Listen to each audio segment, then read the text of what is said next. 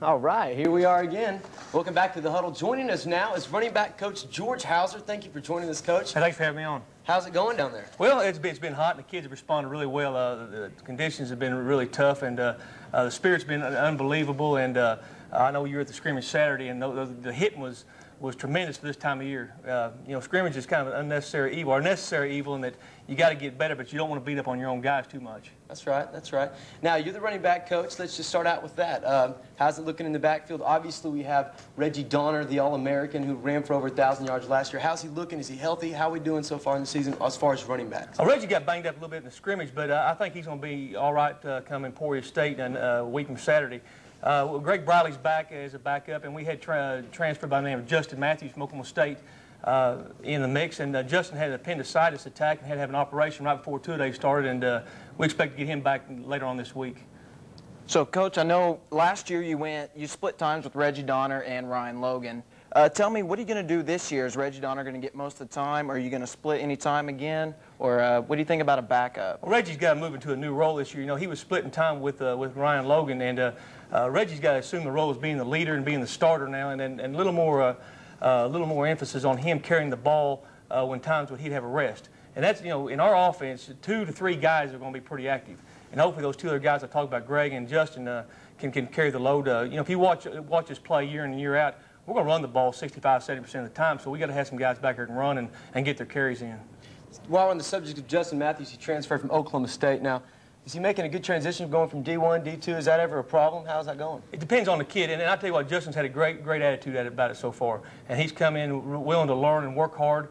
He gets out there and gets his reps in every day, and I think he's going to be a great asset to our program before it's over with. Okay. Moving on to like the whole team concept and looking at the big picture instead of just the running backs.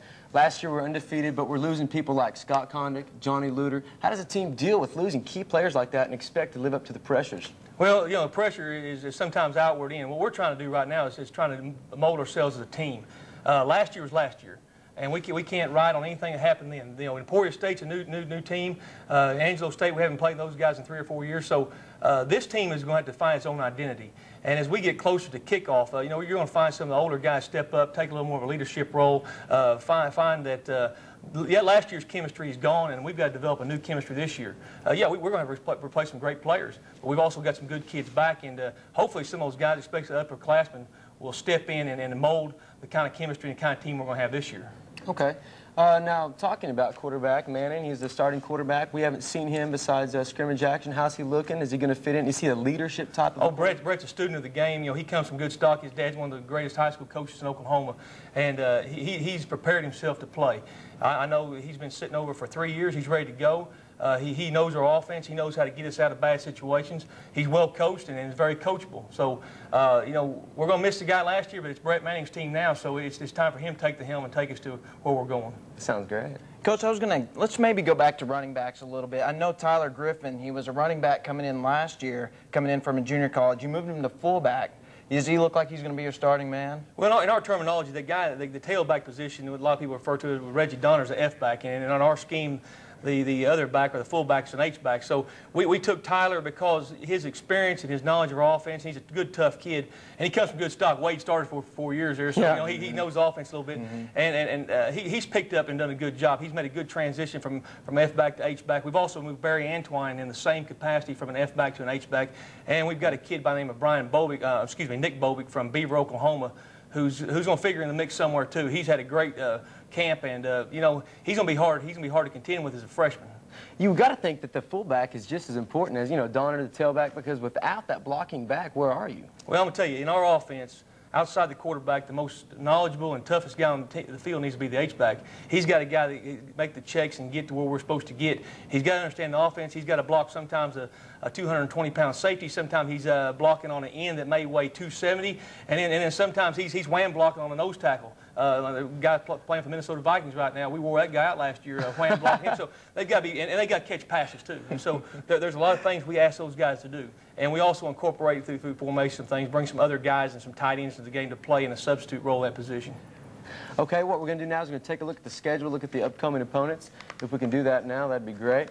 What we have is Emporia State. That's the first game. That'll be a week from this Saturday. What's your feelings on that, Coach? Well, we haven't seen Emporia State. We've never played them that long. I've been here 20 years, and I've never seen them. They've got a new staff. They had the Player of the Year in Division II last year, and I know the coach and the staff that's come in is a well-organized and upstanding staff, so we anticipate it'll be a tough game. Okay.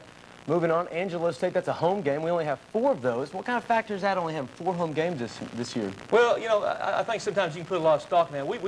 We've got great fan support, and I think anytime we go play anywhere, we're going to bring some people. Right. And so, you know, when you get Ryan Sanford and those guys on the road, you know, you're liable to have a home crowd even though you're on the road. You know, that's just the way the schedule falls sometimes. You know, last year we had a few more home games counting the playoffs, and you know, this time around we're going to be on the road a little bit. But Langston's, you know, 30 minutes away. Okay. Western's 2 hours away. Emporia's 4 hours, so they're not that long, you know. Okay, looking down the list. Now, we haven't seen Angelo State. We haven't even played them since '93. Is that right? That's right. But, you know, if you go back and look at the history of the Lone Star Conference, the championship has gone through San Angelo or Kingsville for the last 20 years. So, you know, that's never a game that's going to be easy. And Jerry Vandergriff and that staff down there do an exceptional job, and then that'll be a heck of a game for us. And it may be a pivotal game as far as the conference goes early. Now, moving down, we have a couple of 3 away games at Midwestern State, Langston, East Central, coming back home at Harding. Now, how do you feel about that home game, Harding, after 3 games on the road? Well, you know, that Harding game is a big game, especially with those teams, Harding and Ouachita, leaving the conference. I hope that, you know, that we're ready to play and we're in good shape by the time we get to that game. By no means can we overlook those other 3. Midwestern's got a new staff in there. East Central's got a new staff in there. Langston's better. So, you know, we can't look forward to Harding until we get through that pretty rough part of our schedule right there. Now, I know no good coach looks ahead to the next game, which would be Emporia State, but down at the bottom of that list, Northeastern with their running back, how's that matchup going to be? Well, I'll take our guys. You know, that may be arrogant or whatever, but they went head-to-head last year. I think the better running back showed who was at the end of the game. I agree. I think Reggie Donner showed that he's one of the better running backs in Division II, and hopefully, you know, he has the kind of year that'll give him a look to play next year somewhere. Okay. Quick talk about the defense real quick. Earlier we all saw T. Lee Bell, a very vocal player. How much of a leadership role is he going to have to absorb with losing, you know, Johnny? Well, I'm telling you, T. Lee, and then you go to Claude Davis and Brian Morton and Brad Shea and Kelly Heathington, and you know, you can just go on and keep naming people over there. Okay. That's a great bunch over there. And like I said before, and I wasn't kidding, I don't like going against them because, you know, we practice against probably one of the best defensive front 7 in the country. And with our safeties coming up and hitting I'll be glad to play somebody else. And if we can fare well, and we went under pressure, they passed under pressure, and if we can block those guys, I'm pretty confident we'll be able to block some of the guys we play on our schedule. Well, Coach, I really appreciate you coming out and talking to us today. I know it's going to be an exciting season. Last year it was great. I bet there'll be more fans at the game. We have a lot of things going for us. And if you could just have one motivational thing to say to all the fans, what would that be? I mean, we're pumped. Well, I'm going to tell you what, you know, if last year was any indication of what we started here as far as the community support, especially the students on this campus have been unbelievable and rallying behind not just us but the whole athletic department. If we can keep that going and we can do our job on the field, I think it's going to be an outstanding year for Bronco athletics. That sounds great, Coach. Next week on The Huddle, we'll have 3 high school games fresh and ready for you, and we'll be only 1 week away from UCO's season opener against Emporia State. Thanks again, Coach, and we'll see you next week. See ya.